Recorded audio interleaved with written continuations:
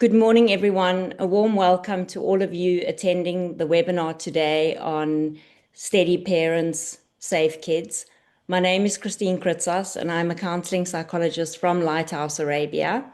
And I am going to be spending the next hour with all of you, just addressing some key questions that parents have had over the past 48 hours. We have received inundated messages from parents, from counselors who are living in Dubai, in the region, not sure what to say to their children, how to be during this time. And I don't think any of us anticipated something like this happening at the start of 2026. And so today we are going to spend some time together where I'm going to be sharing some key points with all of you to take with you. And this session will be recorded and will be shared with all of you post webinar.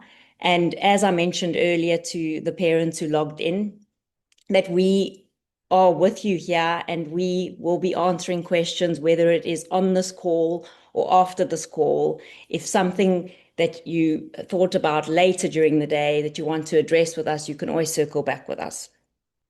So I am going to be sharing my deck with all of you now, and I'm going to ask that I just see a show of hands, how many of you can see and hear me clearly as I do that. Okay, can everybody see the deck? Can everybody hear me clearly? Great. Thank you very much. So I want to just get into today's agenda and for us to speak about what it is like to live through uncertainty. And in a time like this, there are certain words that can actually feel quite triggering for parents. Words like stay safe. To stay safe in a time where nothing actually feels safe can feel quite triggering because that doesn't actually give us something that we can do. So the hope for today is to give you some things that you can go out and do. And in saying that, I want you all to meet yourselves with compassion as you sit on this call with me here, because there are going to be things that I'm going to share that you can say to your kids or that you can do that you might not have thought of doing already. And that is completely normal. It is completely normal to be on this call and to go, oh my, I didn't think of saying that, or I didn't think of doing that. Meet yourselves with compassion. Yeah, the fact that you even made time to be on this call here now says something about your intention and what it is that you're trying to do to keep your kids safe during this time.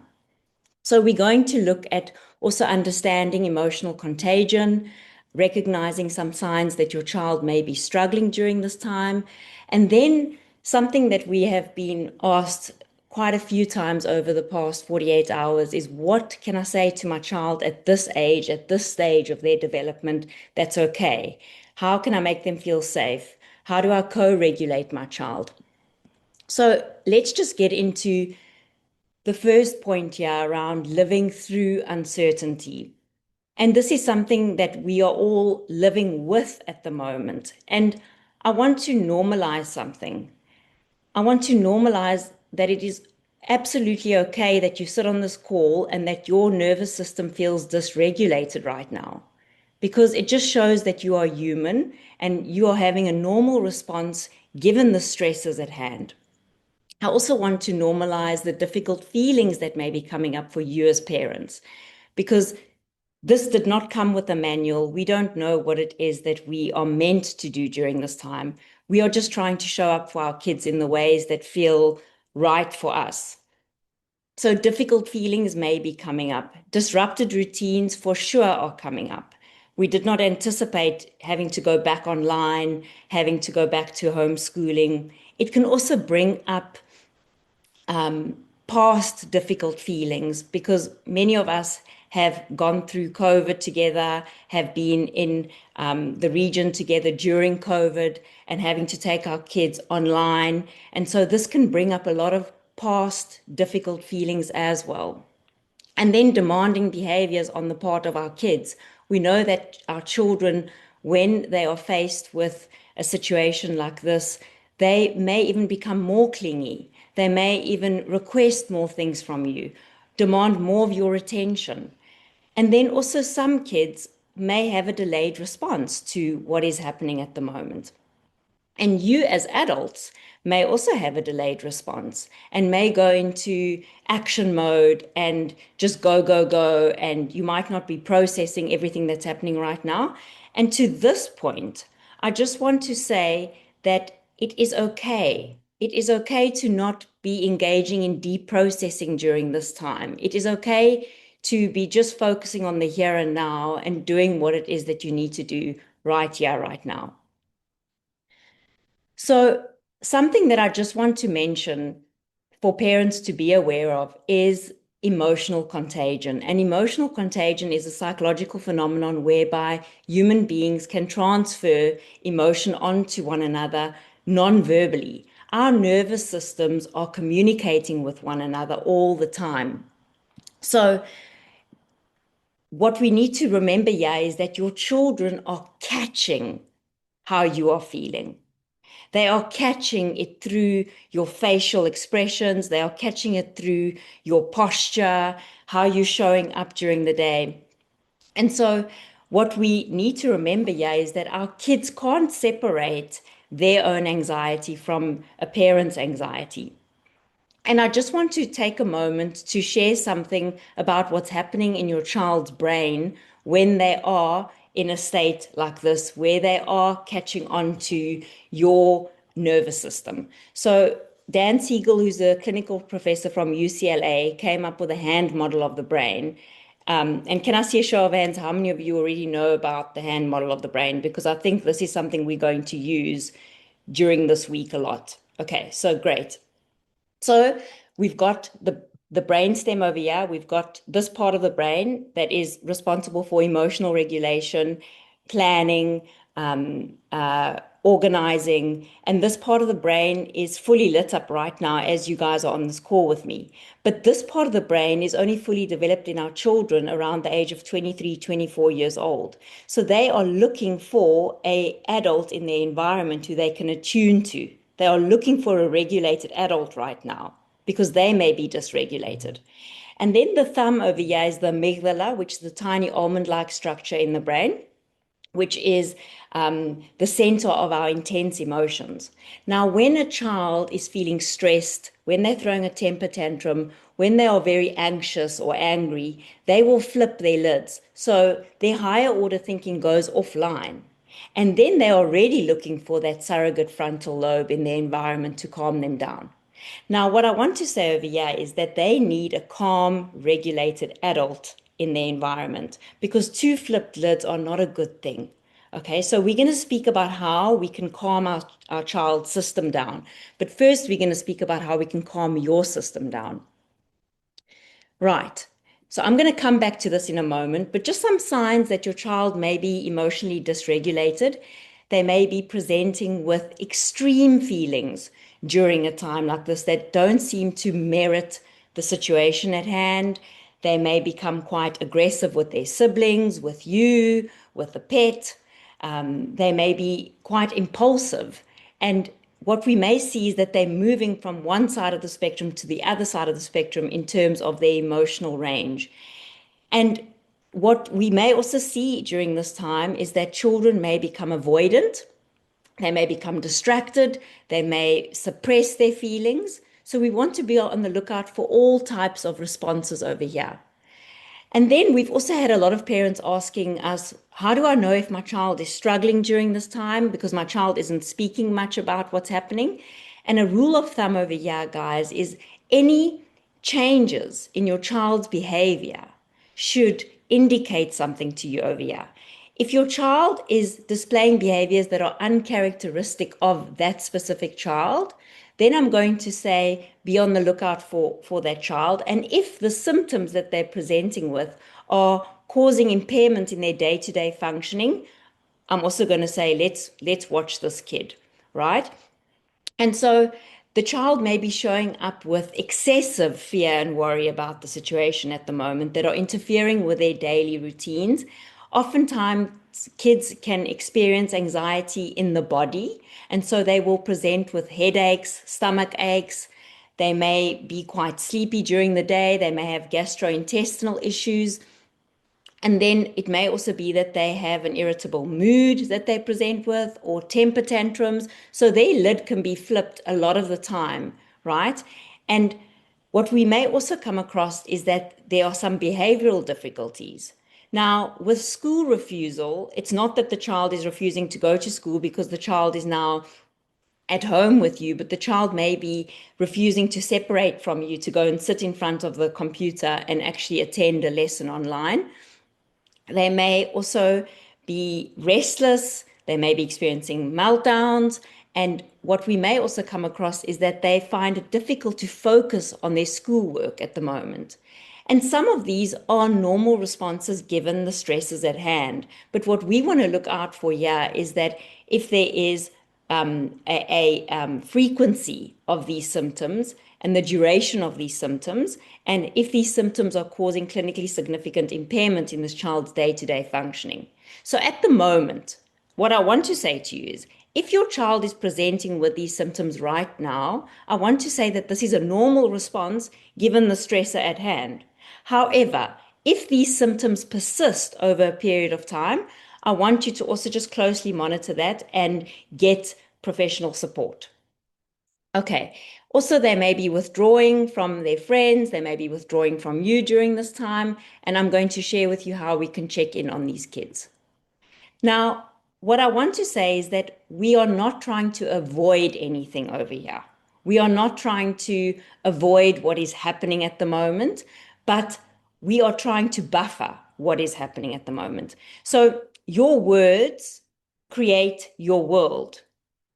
And how we frame what is happening right now in the region is essential, guys. I cannot stress this anymore. And I want you to be aware of the language that you're using around what is happening and to reframe the situation. So we want to stay away from using words like war. We want to stay away from using words like conflict. Okay. We rather want to err on the side of speaking about this being a distressing situation, and this is a scary situation. And it is okay to say that to your kids, that this is a distressing situation, this is a scary situation, because we want to make sure that we are naming what is happening in the room, okay? But the way we name it really matters over here. And if it is that you have already said to your kids, it's a war, that's okay. That is absolutely okay. But we're going to now reframe and we're going to now try and change our language so that can change the way that we are showing up over here and how we are going through this. Now, we need to regulate ourselves first. And as I mentioned before, two flipped lids are not a good thing. So if your child's lid is flipped, we need your lid to be regulated, yeah? And so children are going to pick up on your tone more than anything. Now, what I want to say over here is that I have heard quite a few parents speak about the fact that when the child says to them, "What was that sound?" the parent is saying, "Oh, those are just firecrackers," or "Those are just fireworks." Now, it's not so much about what you are saying, but it is so much about how you are saying it. Because you may be saying to your child, "Those are just fireworks outside." But your child is picking up on your emotional state. They can read you, and they read us quite well, by the way. So if you are saying those are just fireworks outside, the child is feeling something different from you. Why is mom so stressed? Or why is dad looking so overwhelmed by the fact that there are fireworks, if that is the case? So our words need to match our emotional state. And so I want to share with you that there are ways in which you can regulate yourself here. Pay attention to your tone, pay attention to your facial expressions, pay attention to the sound and your voice, how loud you are speaking. So softening a bit into this, limiting how much news is being consumed in front of your kids or how much you're speaking about the situation to your spouse or to a family member in front of your kids. If your system is regulated, their system is going to be regulated, right? So we need to look at how we are showing up here. Now, how do we regulate ourselves during a time like this? I'm going to say that there are a few things that you can do today, even on this call with me. And the first thing I'm going to say is pay attention to your breath. And I'm going to ask all of us to just do a simple breathing exercise together right now because it is proven to reduce your heart rate within 20 seconds. And it is proven to be just as effective as 5 minutes of meditation. And it is known as the physiological sigh. So you take a deep inhale through your nose, a second sneak inhale through your nose, and an exhale through your mouth. So it looks like this. I want you guys to try this with me. Can I just see a show of hands? How many of you are ready to try this with me right now? Great. Okay. This is what it looks like, guys. Deep inhale, second sneak inhale, and exhale through the mouth. Let's do this. Let's go. One more time. Okay. And this is something that you can do before bedtime. It's something that you can also introduce to your older kids. To the younger kids, we will introduce elevator breathing, which I will show to you in a moment. So, breath work, humming. When we hum, when we sing, we are also regulating the system and strengthening the vagus nerve. The vagus nerve is the second largest nerve in the body, which is linked to the parasympathetic rest and digest system. So, as you are humming and singing, you are regulating the system. Moving and shaking. I ask that you guys try doing this even on the call right now. Just move and shake your legs and arms because you might not be getting enough movement at the moment. So we want to move and shake to release. We want to pay attention to the sounds that will be soothing and those sounds that will be alarming. And I know that there are a lot of alarming sounds at the moment. So we want to try and regulate our system as well and look at even something as simple as your alarm clock. If you have radar as the tone on your alarm clock, I'm going to suggest that you change that to chimes or something a little bit more soothing on the system. Using some scent in the environment at home. If you have lavender pillow spray at home, to spray that in the evenings on your pillows, on the children's pillows. So just to regulate through the scents. And then also to consciously engage with nature during this time. So if you do have a garden in just outside your house, or you have plants in the home, it may be helpful to just be around that. Also to pay attention to the fractals in nature, so the patterns that keep repeating in nature, those can be soothing on the system. So sometimes even watching a nature documentary during this time can be quite calming. It's not only David Attenborough's calm voice, but it is also what you are watching that can help just calm the system down when we are in touch with nature. And there are different ways for us to do that in a time where we're being asked to stay home. Then, from a relational point of view, to connect with yourself, to connect with those around you. And so we want to make sure that we are leaning on our tribe during a time like this, leaning on our parenting community during a time like this, checking in on each other during a time like this. So and also engaging in prayer, in meditation. These are some things that we can look to do over here. I also want to mention that energy management is so important during a time like this, especially also because many of you are observing the month of Ramadan. Many of you are fasting at the moment.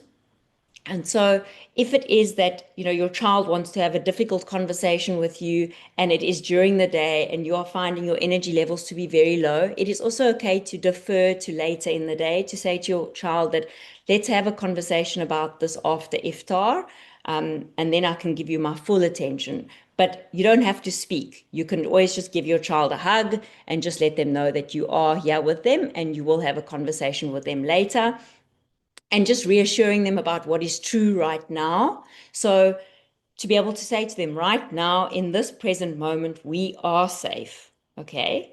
And as we reassure, we also need to pay attention and validate what the child is experiencing. Because if we only reassure, but we don't validate, it can come across as quite dismissive of what the child is experiencing. So what to say to children below 4 years old? What can we say to kids that are 4 years or younger? we can say something like, I know the loud noises feel close, but they are far and we are safe. Okay? We are safe. I won't let anything hurt you. I'm right here with you. Okay? And we are together. So these are some simple things to say to kids. Say less is what I want to say. You don't need to say a whole lot. So keep what you are saying contained as well and age appropriate to what the child can basically take in during this time.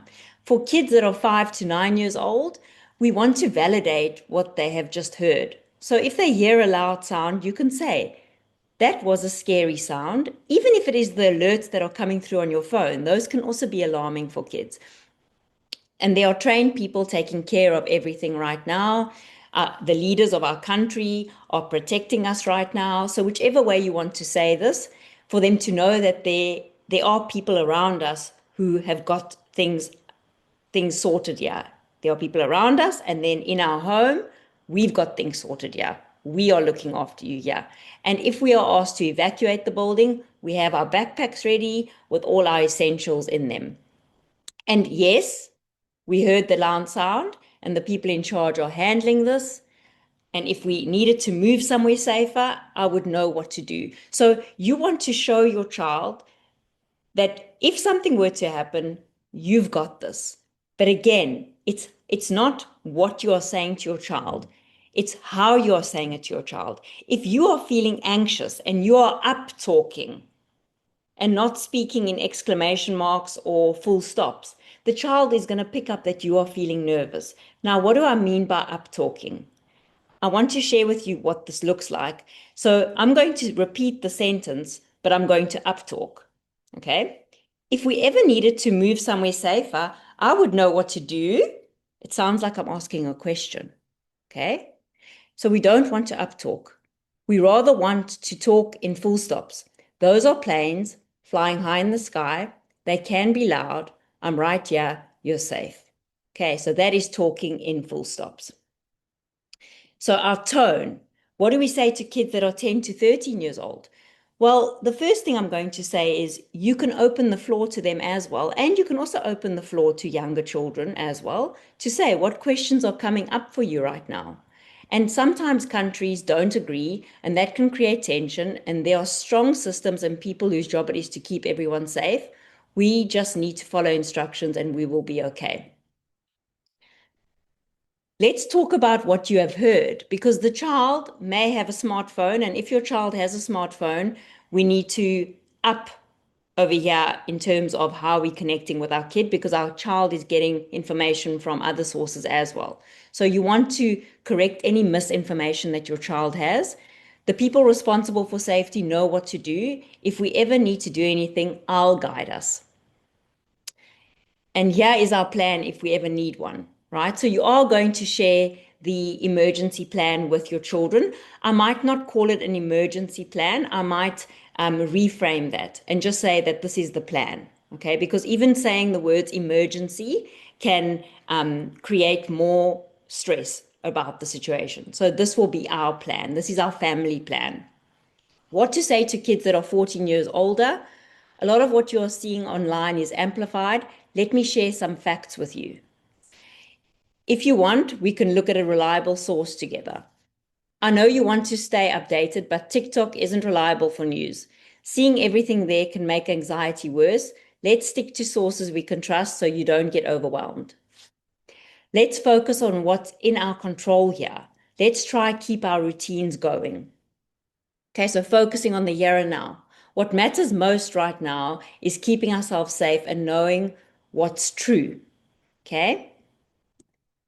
So I'm also going to say that routine is the antidote to anxiety. And when we have routines in place, when we have a rhythm to our week, when we have rituals in place, it can really help with moving through the uncertainty. So I want you guys to remember the 3 R's: routine, rhythm, and ritual. Routines. I'm now referring to the time that we have a family meal. If it is that you are observing Ramadan, then you will try and stick to those routines. You will try and stick to the time that we gather for iftar, the time that we gather for prayer. Our sleep times need to stay the same. Our wake up times need to be the same, even if they are being homeschooled. So routines need to be in place during a time like this. If they are being homeschooled and they typically do their homework in the study, then try and get them into the study while they are being homeschooled as well. Continue online schooling and normal activities as needed. And then, as mentioned, following those family rituals. So, routine is what we do every day. Rituals are the small little habits and activities that are unique to our family. So maybe on a Wednesday night, we have movie night. So every Wednesday night, we're going to continue to have movie night because that creates that anchor in the child's week and that stability and that predictability. So rituals are key, yeah, whether it means that you spray lavender pillow spray on your child's pillow every night, or you make a cup of chamomile tea at night for the children. These are the things that are going to continue. And then the rhythm is also important. So, as mentioned earlier, on a Wednesday night's movie night, on a Friday morning, we all engage in prayer together, or we have a board games night on a Saturday evening. So, we're going to try and keep those things going, right? Then, when the hard questions come, what I want to say to parents over here is it's okay for you to say to your child, I don't have that information. I don't know. I'm not sure about that. But once I do know about that, I will let you know. Because this also communicates vulnerability on your part. And we know that vulnerability builds trust. And so for you to say to your child, oh, I know this and it's okay, and you are pretending to be certain of things that you're not, the child's going to feel that. They're going to feel that there's an elephant in the room and we're not addressing it. So it's okay for you to be honest, yeah, and to say, I don't know. I don't know. And when I do know, I will let you know. But right now, we are safe. So you keep communicating that. Even if you sound like a broken record, repetition creates adoption. And during a time like this, it is okay to sound like a broken record because you are being consistent in your messaging. Okay. So, should children know about your emergency plan? Now, again, guys, I'm actually going to change this word. I'm actually just going to say your family plan. Okay, so what is your family plan?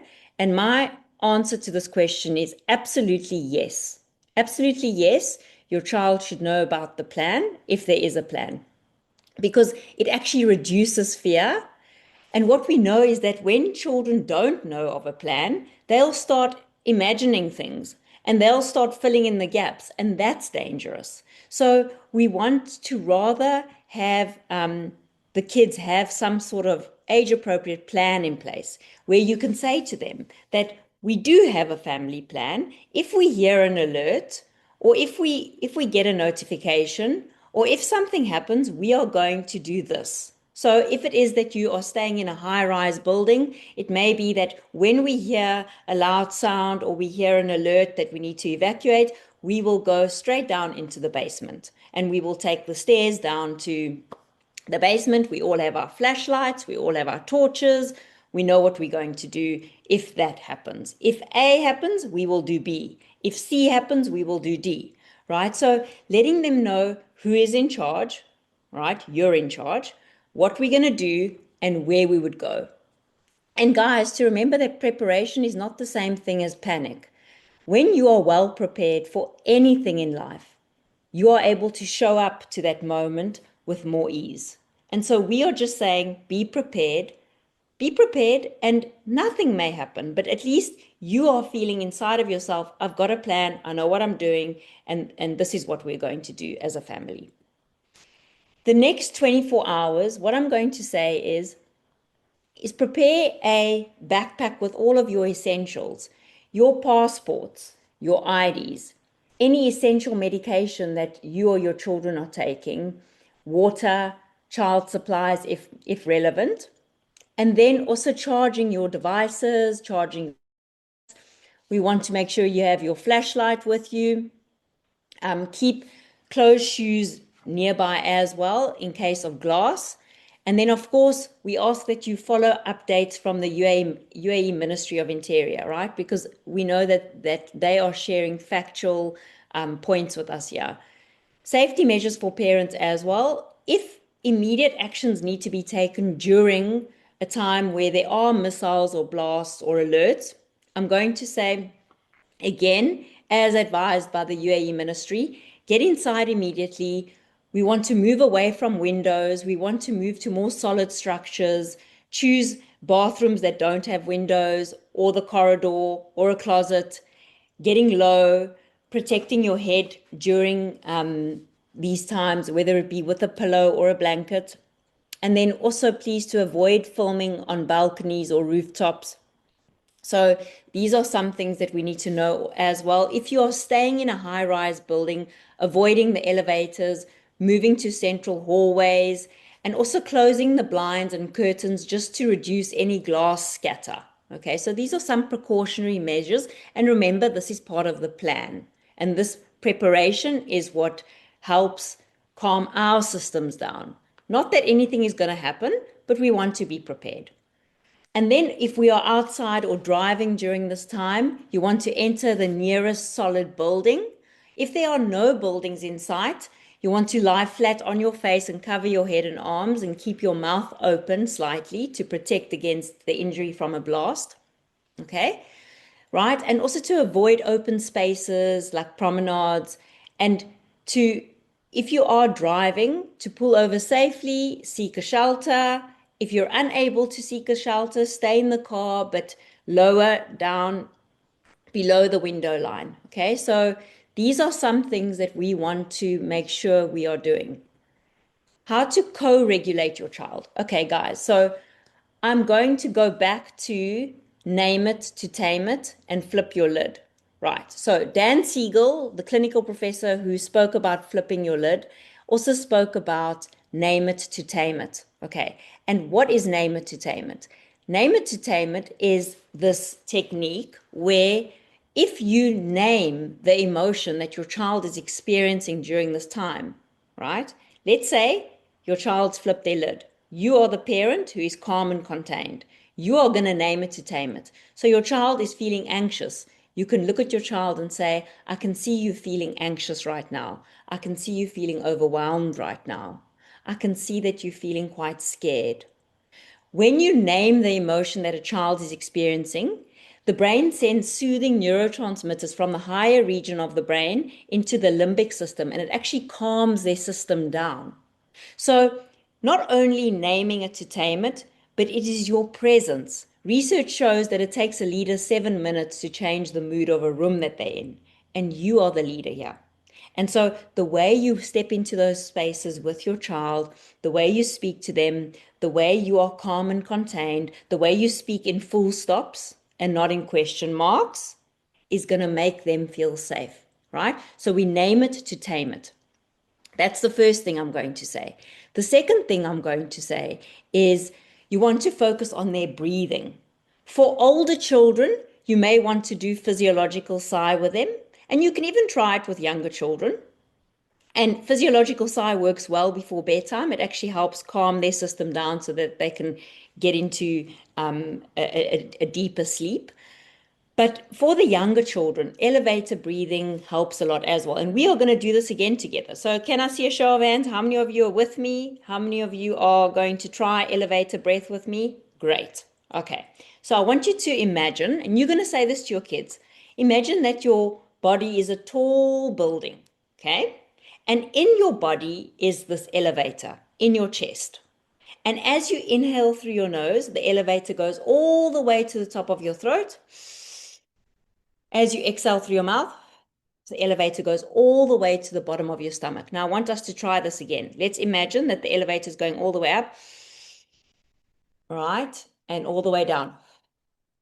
And I want you guys to just think about what you were thinking about as I was sharing this with you. A lot of you will say you were thinking about the elevator in your chest, which means you were staying with the present moment, which means you weren't focusing about what happened yesterday or what's going to happen tomorrow.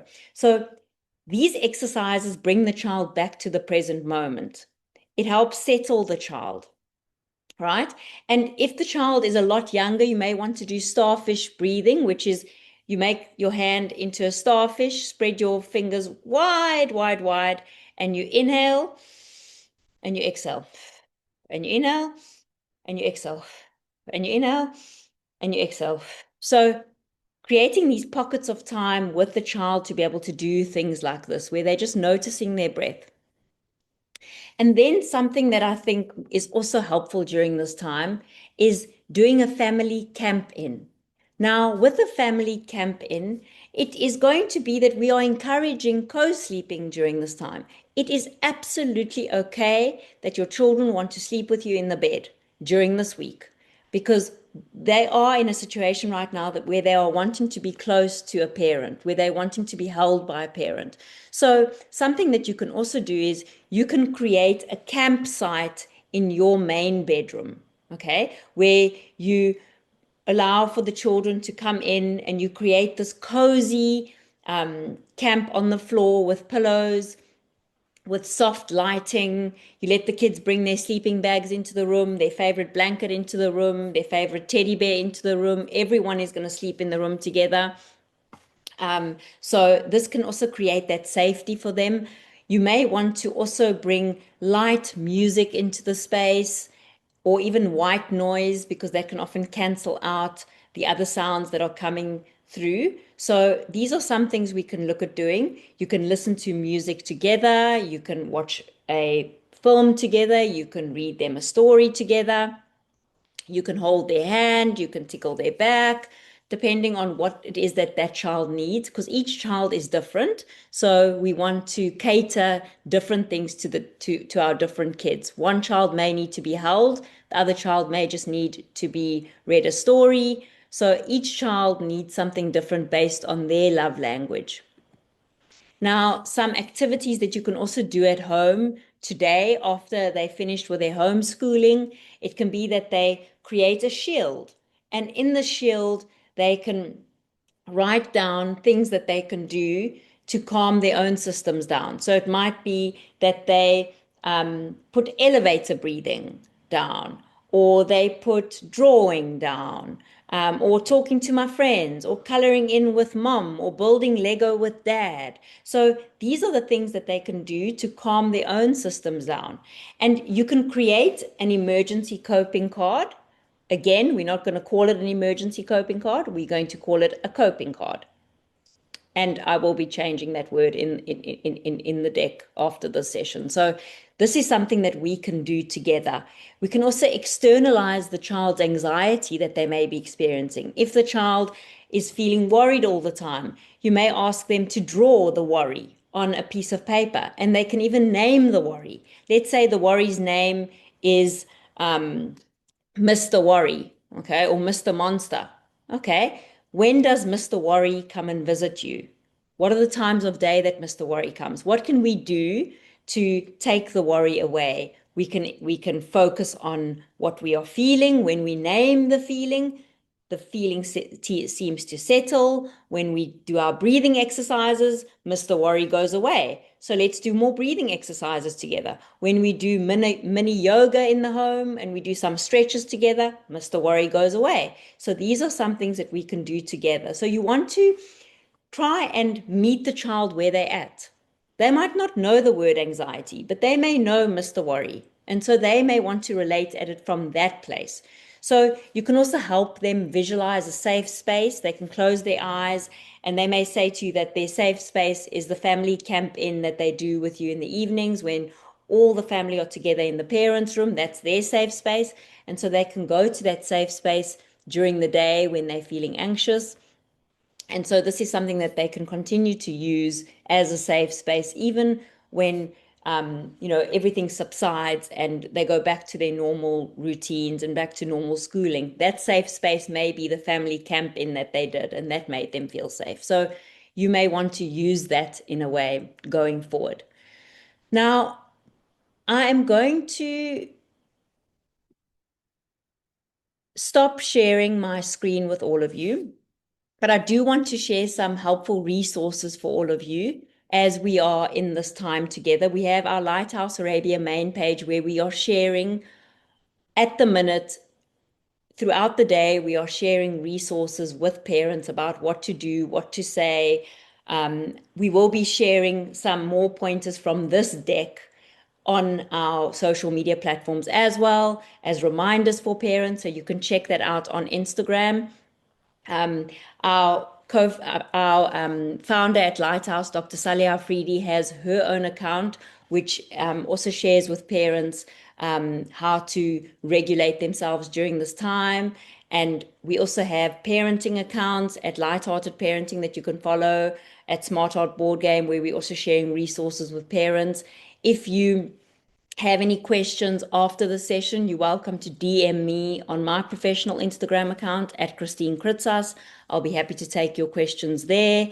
And if you have teens who have TikTok, they can follow us at Lighthouse Arabia during a time like this. So to get them to follow reliable sources during this time will be helpful for your teens and for your tweens if they have smartphones and they have access to these different accounts. Rather have them looking at those accounts than to be looking at other accounts if that's the case. So I'm going to stop sharing my deck with all of you. I am going to move into the questions. Just give me a moment to stop sharing here. Okay, right. So I'm allowing some time for some questions. Please feel free to share your questions in the chat. Right. So let's have a look here, guys. Any questions coming through?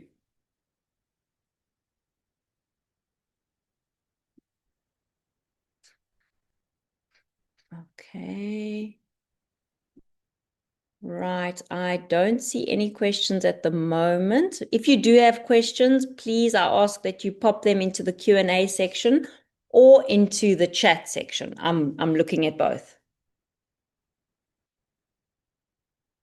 Okay. So in the Q&A. Okay. Okay. Apologies, guys. The chat function is disabled, but the Q&A is working. So please, if you can just share your questions in the Q&A section. I see a question came through here. Is it normal for kids to lose their appetite? Yes, it is normal that your child is losing their appetite. And there's a reason that your child is losing their appetite, because when we go into fight or flight mode, which is what a lot of children are experiencing at the moment, when they flip their lids, their physical body is going into fight or flight mode. And when this happens, the gastrointestinal system, our digestive system, which uses up 30 to 40% of our energy, actually shuts down. Okay. So the whole digestive tract gets thrown off during a time like this. So we may even see that this is why some kids are experiencing a sore tummy. This is why some kids may be experiencing constipation. This is why some kids may not necessarily have an appetite during this time.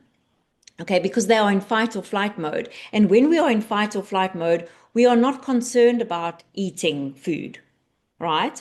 Because from a biological evolutionary perspective, we are trying to keep ourselves safe. So we are trying to keep our energy resources there. And we know that eating actually takes away energy from us because we're needing to digest food. So it is very normal that your child's appetite may be going, and you just want to check in on that and try and see if there are certain foods that they are more comfortable with eating, because we need to keep the system going, but we also understand that that can happen. Right. So I see some questions coming through here. I'm going to try and answer as many of them as possible. Right. My daughter is 2 and we are now doing the family camp, but I'm worried how to get her back to her own bed after. I'm going to say, focus on today. Stay with today. And this is a mantra that I feel has helped me in difficult times. Stay with today.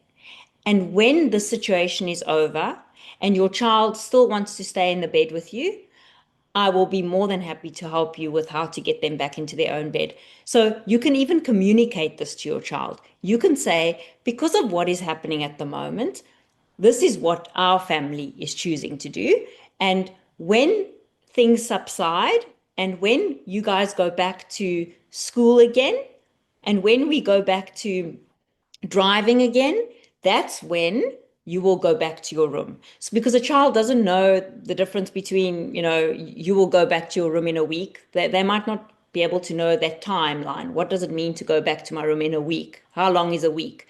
But you can link it to practical things. You can say to the child, when you return to school, when I start taking you back to your creche, or when I start taking you back to big school, that is when you will return back to your own bed. Okay, so that can be a time that we do that so that the child can then link those two. And so you are communicating to them that this is temporary, right?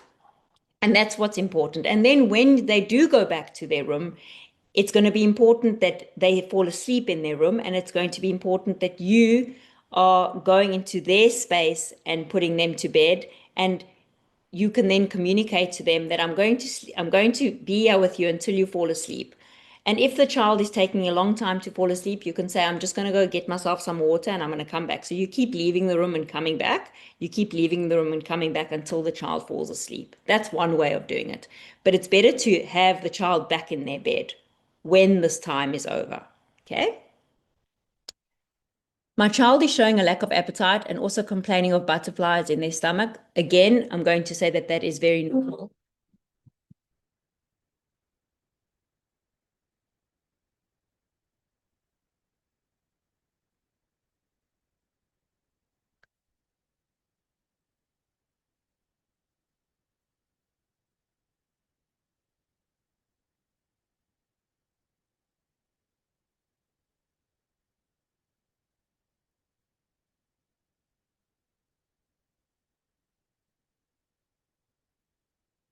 Hi, apologies for that. Can everybody see and hear me?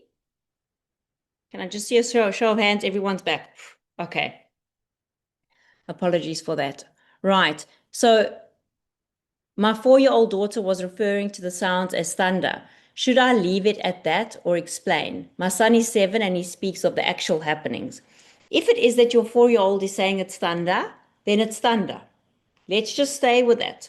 But if your 4-year-old is saying, what is that? That doesn't, are you sure that's thunder? Because the 7-year-old said something different and they overheard what the 7-year-old said. You're going to need to correct misinformation, but you're going to meet the child where they are at. And I'm going to say something to you now, which is, I know we all want to be authentic in our parenting. I know we all want to be honest with our children. Yes, we are going to be honest with our children. But in a time like this, we are also going to choose protection over authenticity. And what do I mean by this? I mean that if your child that's 4 years old says that they think that that's thunder, then we're going to keep it at that because that's how they are experiencing it. As long as you are showing up as a parent in your emotional state, is also signaling to them that it's thunder. But it becomes an issue when your emotional state is frantic and you are saying to your child, yes, my darling, it's thunder. They're going to pick up that it's not thunder. So it's okay that you say it's thunder. It's okay that you say whatever it is that they are thinking it is.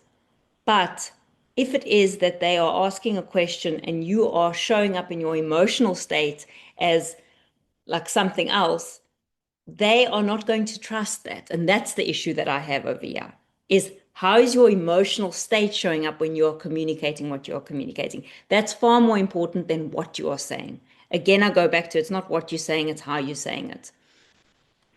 Right. I'm having a hard time regulating myself. I'm taking meds and doing deep breathing, but I can't seem to get in control, and the kids are picking up on it. I I want to say again that this is very, very normal that this is happening, and I can understand that it's very difficult to regulate yourself during this time. And what you can say to your children when they are picking up on it is that, you know what, this is a scary time. And and while I know we are safe, we've never been in a situation like this before. So, by just naming what is happening again, if they say, Mommy, you look scared, you can say, you know what, this is a scary time, but I do know that we are safe. And that's all that matters, is that we are safe and we are together. So it's important that you are being real with your children in that regard.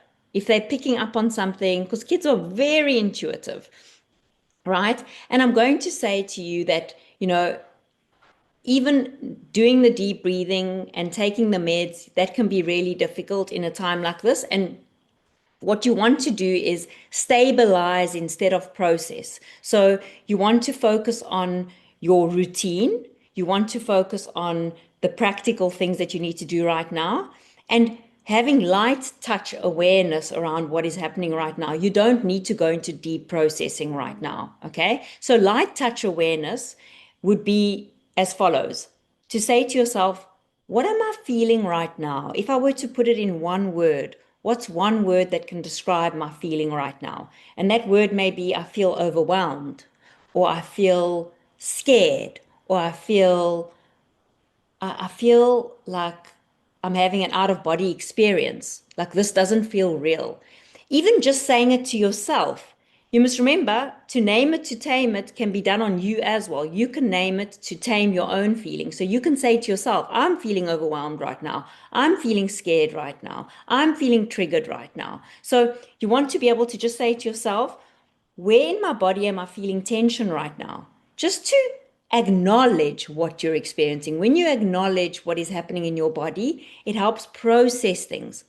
The other thing I'm going to say is have containment windows. So you can say to yourself, okay, for the next 5 minutes, I'm going to give myself space to just be with these feelings and to freak out about what's happening. Of course, we're not going to do this in front of the kids, but you're going to go into the bathroom and just allow yourself space.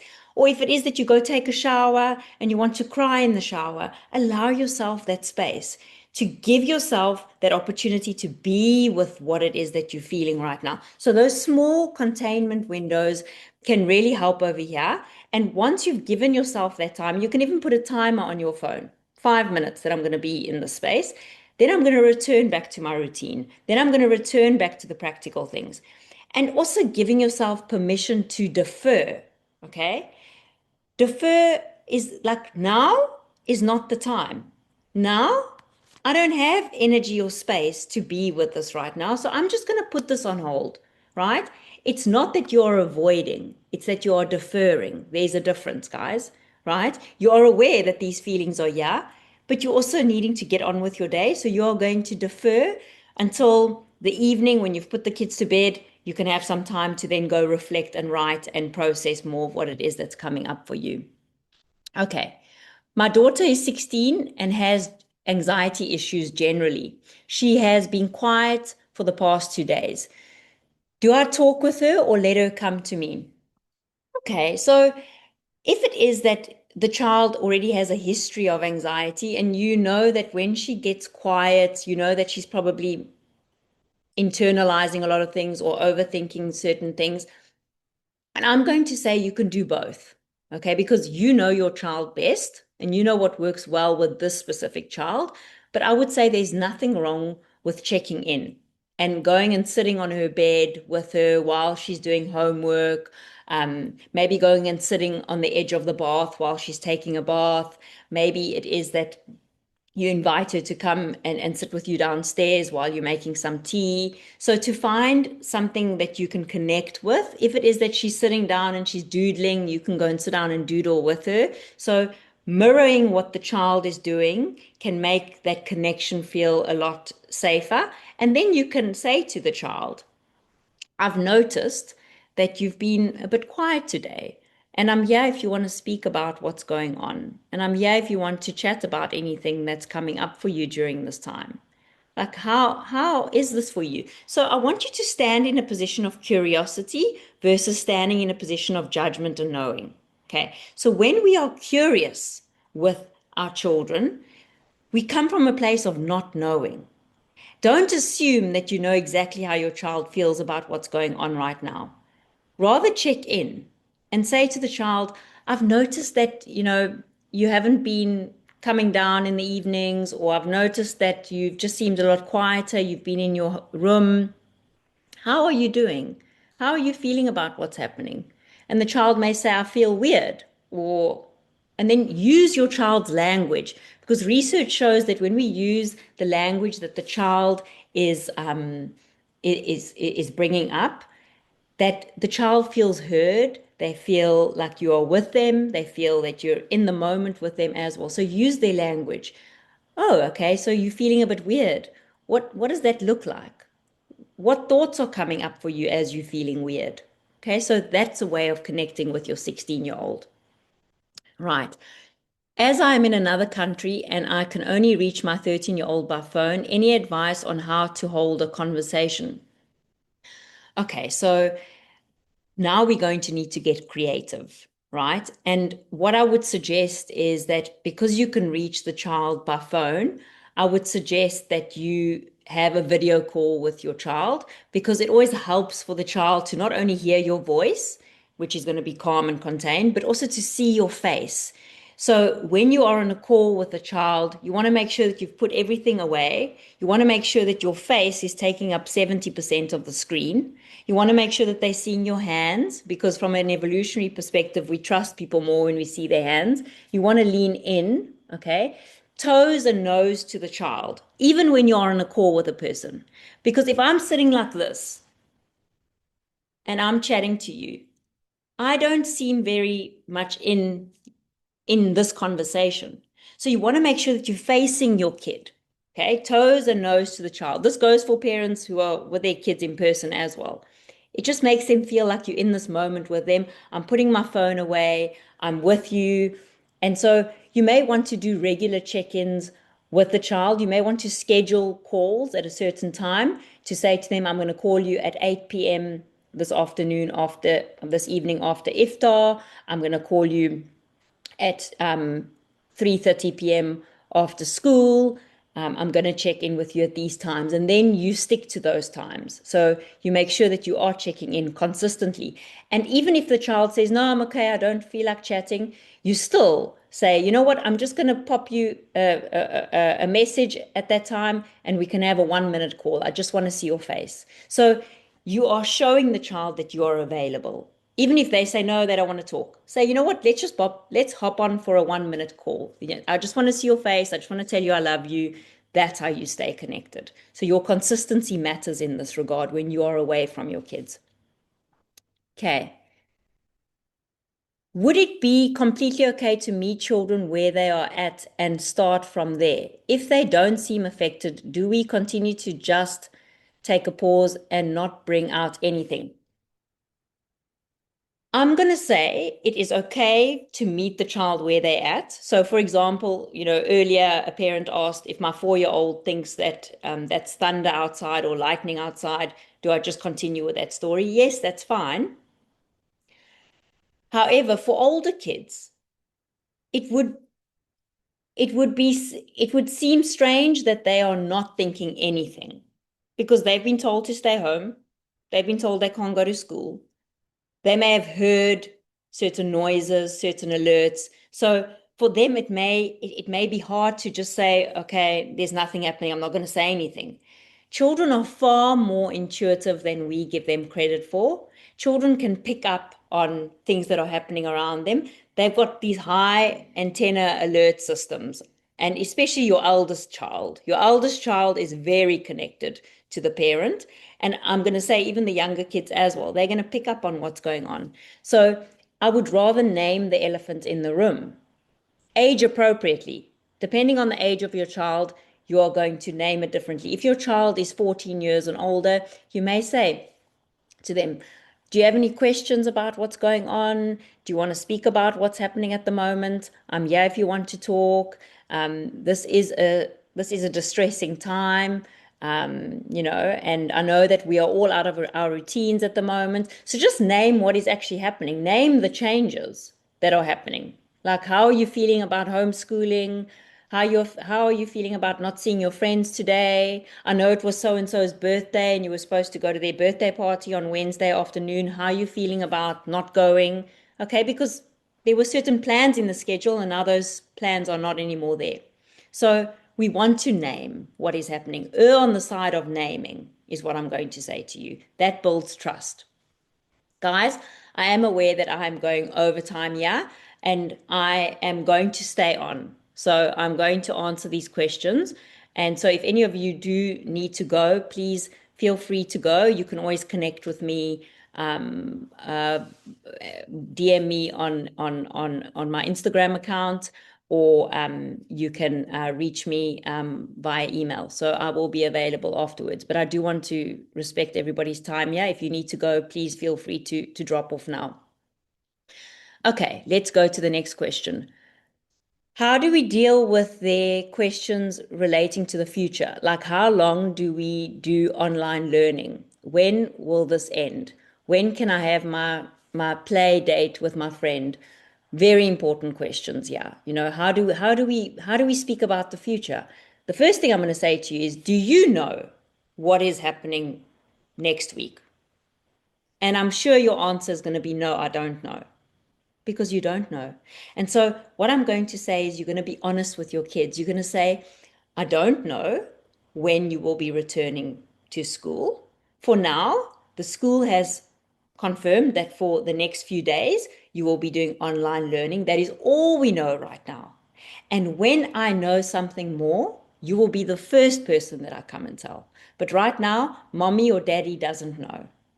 So you be honest with your child. If they say, when can I have my next play date with my friend? You can say, I don't know. For now, at least for the next week, that is not possible. And when we return back to normal schooling, I can then let you know about that, and we can arrange a play date. But in the meantime, we can set up a 15-minute Zoom call for you and your friend, and you can chat. Okay, and then you phone that mom and you say, can we arrange a 15-minute Zoom call? So and so just wants to see so and so's face. They just want to have a quick catch up. Okay, so that's what we're going to do, right? So there are different ways that kids can still interact with one another. You can pull up the whiteboard for them while they're having their Zoom call. They can draw together, so there's some things that you can do just to keep that consistency in the contact that they're having with their friends. Okay. If my child doesn't want to study, should I push her? I'm going to say you're going to do what you would usually do with your child, because your consistency as a parent also matters here. So we don't want to, stop giving them the chores that they have in place. So let's say your child always makes their bed in the mornings. They're going to continue making their bed in the mornings, because that doesn't change. That doesn't change. You still need to do your chores. Okay. If it is that your child is struggling to study because they're struggling to concentrate, that's a different story to not wanting to study. Okay. So you can check in with them and say, what is going to make you feel more comfortable while you're studying? Do you want me to come and lie in the room and read my book while you are studying today? Do you need that? Because a lot of kids I'm hearing from parents are wanting to stay close to the parent. The parent can't move to the other room and the child is there. Okay. So in this time, you are going to be flexible. You are going to adapt, right? You are going to do some things differently. Yeah, you need to pivot.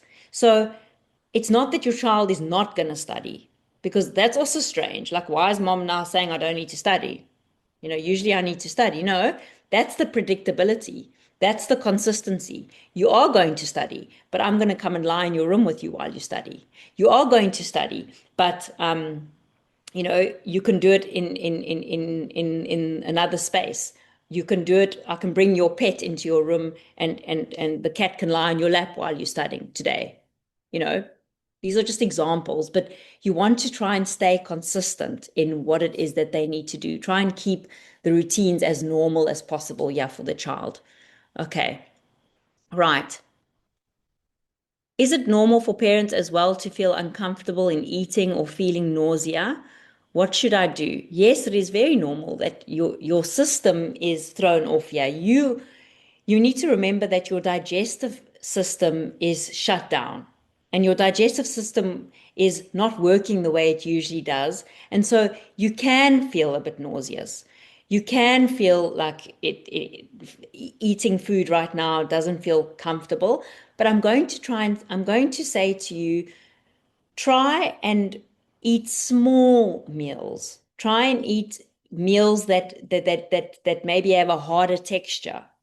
So when you're feeling nauseous, maybe eating mushy meals doesn't feel easy on the system. So it may be taking a handful of nuts. It may be eating something that actually just allows you to get a little bit of energy. So we're not saying you must force yourself now to eat, but at the same time, you need to have food because food gives you energy to deal with what is happening at the moment. So even small amounts, I would say, but I just want to normalize that it is okay that you are feeling that.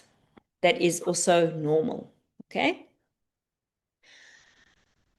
How much information should be shared? We are adapting what we share to the different ages and personalities and keeping a calm environment. But if we need to tell them that we need to leave the house, it might come as a shock for them. Okay, so you can share with them that we do have a family plan in place. Right now, we are staying at home. Our plan is to stay at home. We're not going out. We're not going to the shops. We're not going to school. We are just going to stay home. And, and we have a family plan. If it is that our leaders are saying to us that we need to leave our home and that we need to go down to the basement or we need to, move into another space, then we are going to follow those instructions. But for now, we are staying home. So it is okay for them to know that you have a plan B, and this is what plan B is. Okay?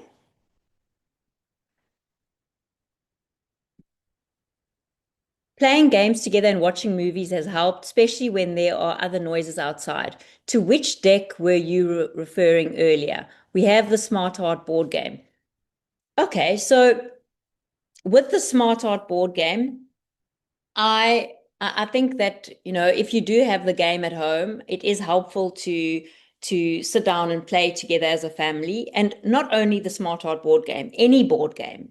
And even any game where you're sitting down and you are maybe even building a puzzle with your child.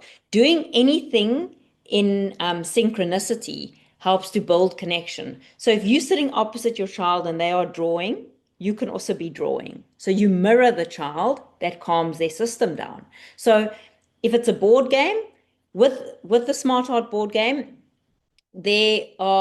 you don't need additional decks. You can just play the game as it is, and you can even just take out the feelings cards and you can, share what you're feeling when. I feel worried when, I feel sad when, I feel excited when. So giving the child permission to feel all of their feelings during this time, and then giving them the picture cards can also elicit further responses. So it doesn't necessarily matter which deck. I think it's more just about the function of board games, where you're sitting down, toes and nose to the child, you're engaged, you are with them, right? That is what's important, getting down to the child's level here, right? So playing any game that they feel comfortable playing. If the child loves playing chess, you're going to play chess with them. If the child loves playing hide and seek is what we're going to play. Okay?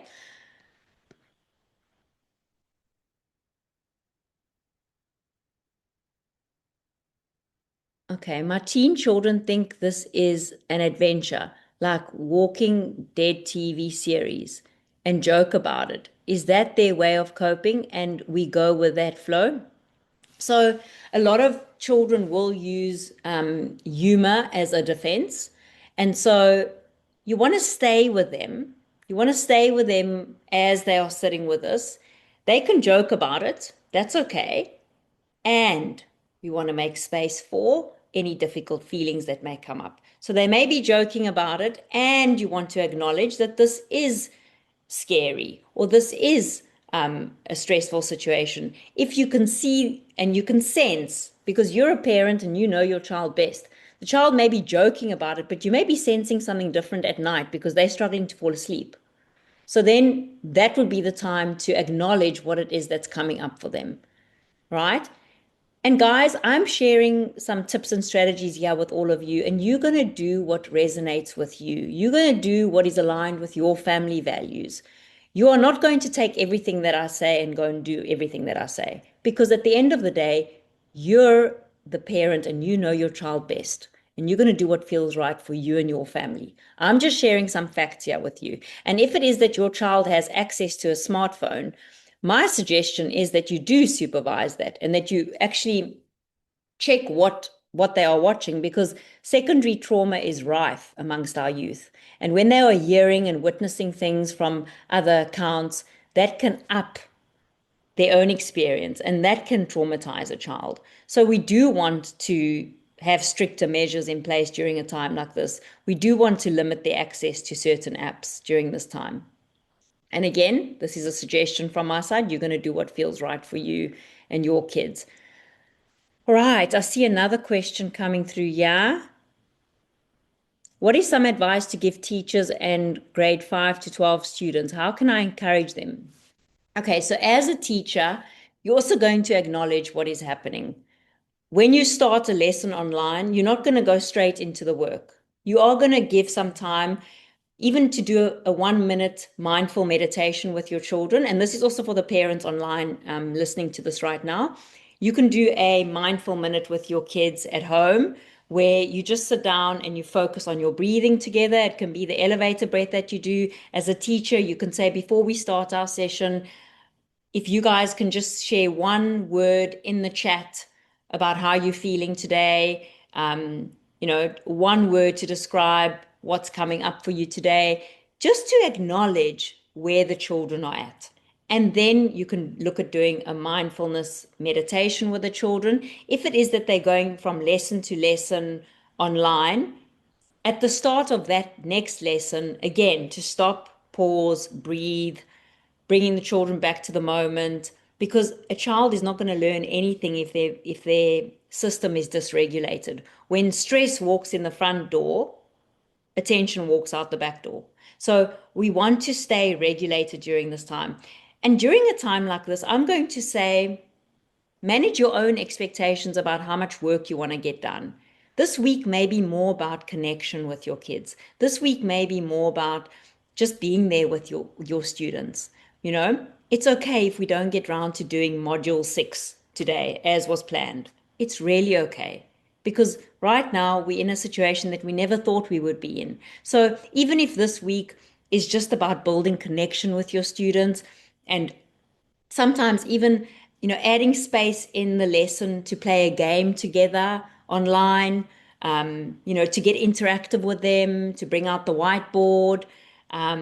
These are some things that I would suggest doing. So it's okay if you pivot as a teacher. It's okay if you don't get through module 6.6, what was said to do this week. It's really okay.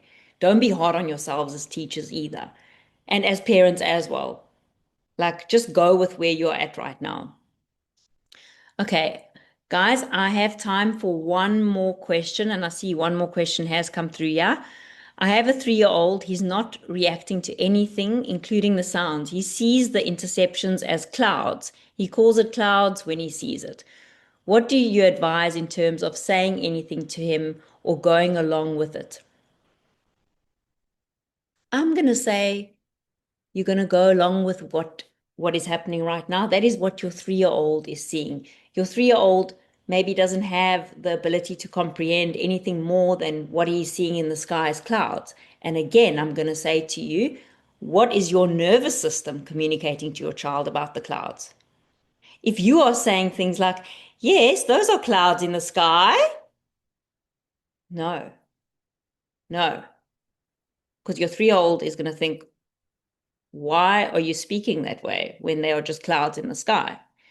So again, you are going to speak in full stops.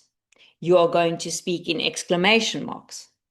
You are going to say to you're going to meet your 3-year-old with curiosity. What color are those clouds that you see in the sky? Do you want to draw a picture for mommy of the clouds that you see in the sky? So you're meeting them with a curiosity. That's what they see. That's their frame of reference right now. They are too young to comprehend that it could be anything more than a cloud in the sky. So again, I come back to protection over authenticity. And that's okay. I know we are all wanting to be authentic in our parenting. You are being authentic in your parenting, but you're also using discernment in this moment around what is okay for this 3-year-old. And this 3-year-old thinks there are clouds in the sky, and that 4-year-old thought that it was, thunder. Okay, so that's where we're going right now. And until the child says, hold on a second, is that a rocket? Or is that a this or that? Then we move into that. Then we pivot. Okay? So it is okay if that is what that child is experiencing, and that is where you're meeting the child right now. I hope this helps. Okay, guys, we are going to stop over here. If I haven't gotten around to any questions, please, I ask that you reach out to me. You can DM me on my Instagram account. You can reach out to me at Kritzas at lighthousearabia.com. You can reach out to our team online, and you can ask questions there, and our team will be glad to respond to any questions that come through, whether it be on Instagram, whether it be on LinkedIn, whether it be via email. We are here for you guys. Okay. All right. And I'm wishing you all a blessed day. And I'm going to say, focus on today. Don't focus on tomorrow. Approach your day in blocks of time. What am I doing for the next 3 hours? What are we doing for the next 6 hours? What are we doing for the next 12 hours? We stay with today. You can make this your mantra. You can put it on your phone. Stay with today. Okay. Right, everyone. Take care, and we will be sharing this recording with all of you.